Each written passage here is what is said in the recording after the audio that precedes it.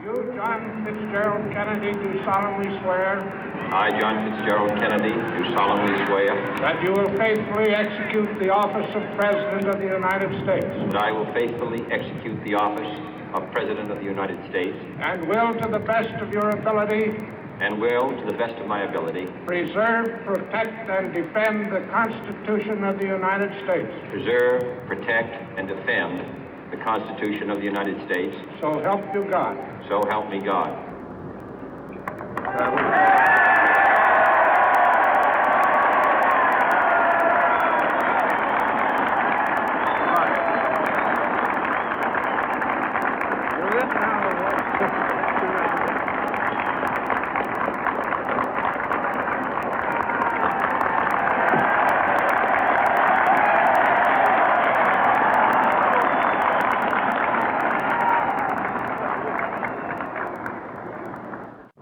Vice President Johnson, Mr. Speaker, Mr. Chief Justice, President Eisenhower, Vice President Nixon, President Truman, Reverend clergy, fellow citizens.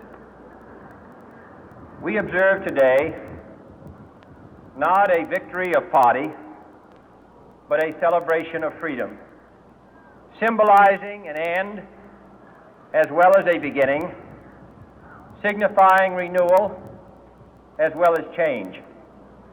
For I have sworn before you and Almighty God the same solemn oath our forebears prescribed nearly a century and 3/4 ago. The world is very different now, for man holds in his mortal hands the power to abolish all forms of human poverty and all forms of human life. And yet the same revolutionary beliefs for which our forebears fought are still at issue around the globe. The belief that the rights of man come not from the generosity of the state, but from the hand of God. We dare not forget today that we are the heirs of that first revolution.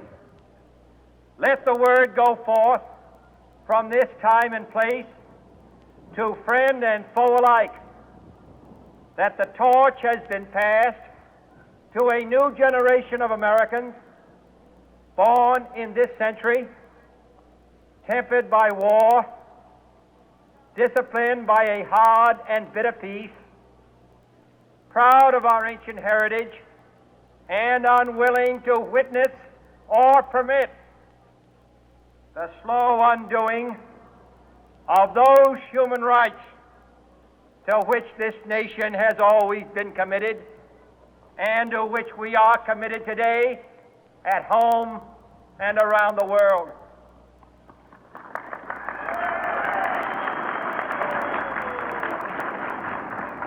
Let every nation know, whether it wishes us well or ill, that we shall pay any price, bear any burden, meet any hardship, support any friend, oppose any foe to assure the survival and the success of liberty.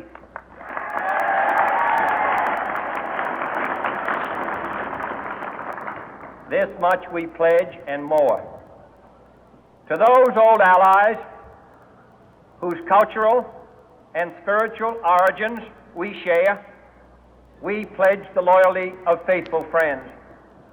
United, there is little we cannot do in a host of cooperative ventures. Divided, there is little we can do, for we dare not meet a powerful challenge at odds and split asunder. To those new states whom we welcome to the ranks of the free, we pledge our word that one form of colonial control shall not have passed away, merely to be replaced by a far more iron tyranny. We shall not always expect to find them supporting our view, but we shall always hope to find them strongly supporting their own freedom, and to remember that in the past, those who foolishly sought power by riding the back of the tiger ended up inside.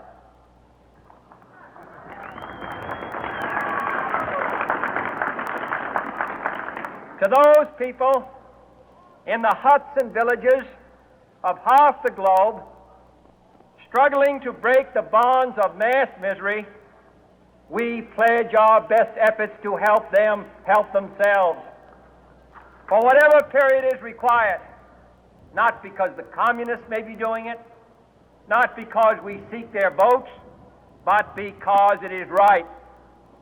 If a free society cannot help the many who are poor, it cannot save the few who are rich.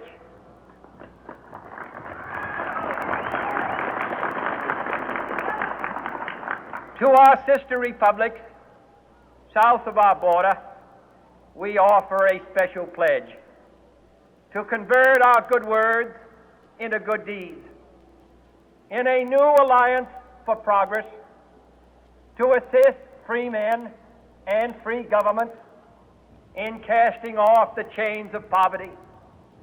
But this peaceful revolution of hope cannot become the prey of hostile powers. Let all our neighbors know that we shall join with them to oppose aggression or subversion anywhere in the Americas. And let every other power know that this hemisphere intends to remain the master of its own house.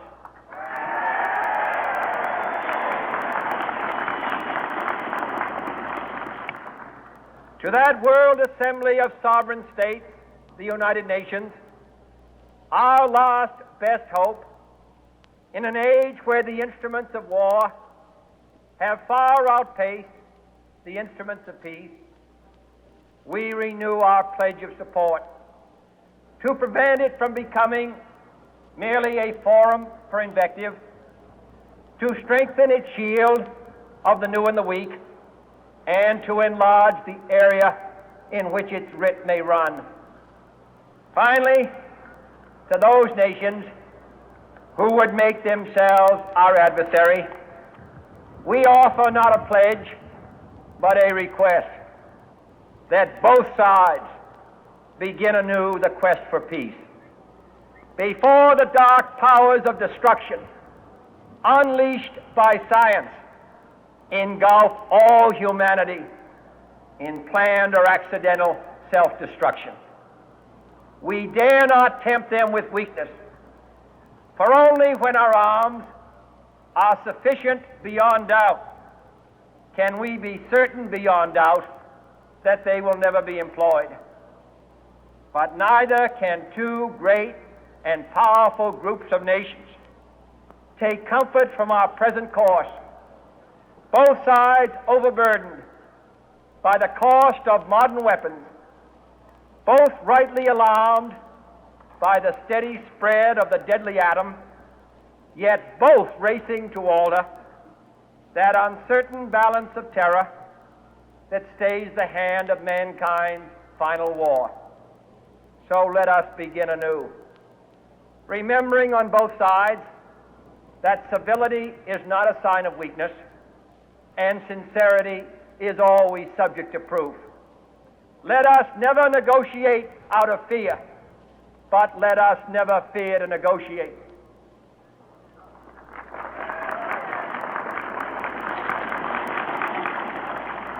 Let both sides explore what problems unite us, instead of belaboring those problems which divide us. Let both sides, for the first time, formulate serious and precise proposals for the inspection and control of arms, and bring the absolute power to destroy other nations under the absolute control of all nations.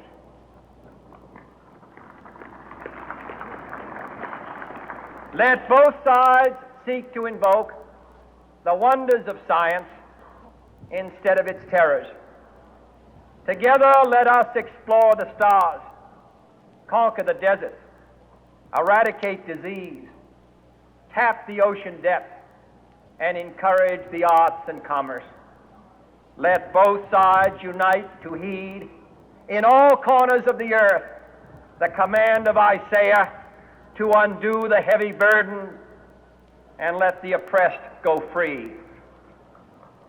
And if a beachhead of cooperation may push back the jungle of suspicion, let both sides join in creating a new endeavor, not a new balance of power, but a new world of law, where the strong are just and the weak secure and the peace preserved.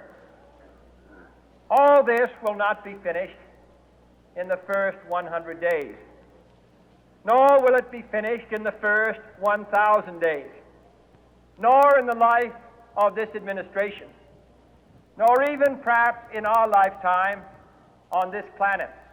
But let us begin.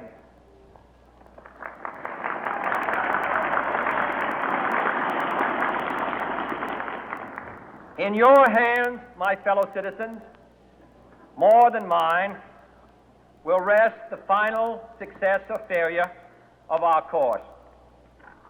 Since this country was founded, each generation of Americans has been summoned to give testimony to its national loyalty. The graves of young Americans who answered the call to service surround the globe. Now the trumpet summons us again, not as a call to bear arms, though arms we need, not as a call to battle, though in battle we are, but a call to bear the burden of a long twilight struggle, year in and year out, rejoicing in hope, patient in tribulation, a struggle against the common enemies of man, tyranny, poverty, disease, and war itself. Can we forge against these enemies a grand and global alliance, north and south, east and west, that can assure a more fruitful life for all mankind? Will you join in that historic effort?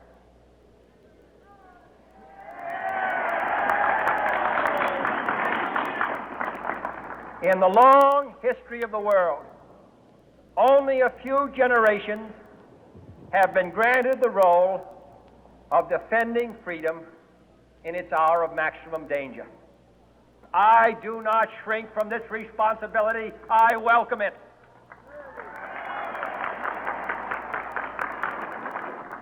I do not believe that any of us would exchange places with any other people or any other generation. The energy, the faith, the devotion which we bring to this endeavor will light our country and all who serve it. And the glow from that fire can truly light the world. And so, my fellow Americans, ask not what your country can do for you, ask what you can do for your country.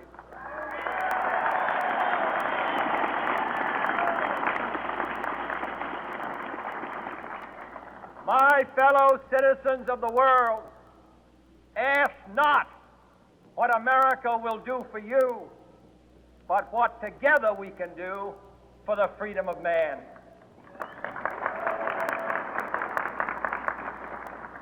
Finally, whether you are citizens of America or citizens of the world, ask of us here the same high standards of strength and sacrifice which we ask of you.